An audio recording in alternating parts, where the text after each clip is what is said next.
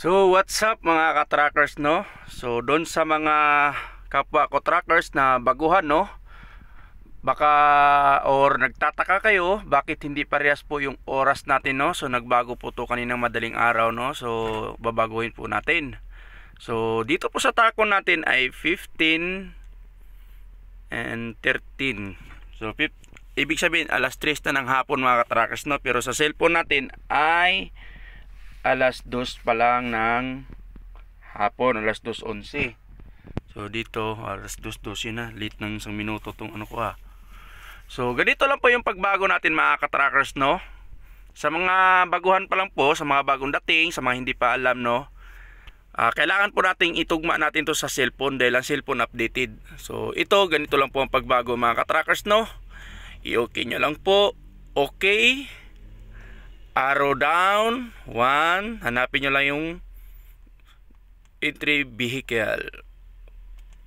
Yan, entry vehicle, then okay, then arrow down, hanapin nyo lang yung UTC, local time. So dito tayo sa vehicle, local time, okay.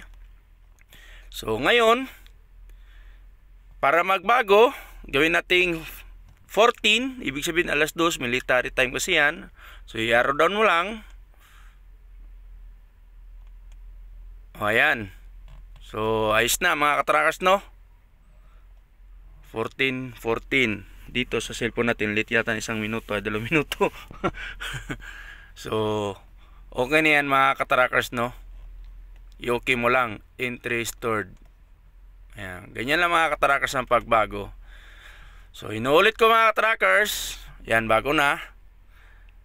Inuulit ko, papuntahin lang yan dito sa okay, arrow down, hanapin lang yung entry vehicle, okay, hanapin lang yung vehicle local time, okay. So ipantay nga natin to sa 1B. Paano ba to baguhin tong hinayupak na to? So hindi ko to alam, ha, in fairness.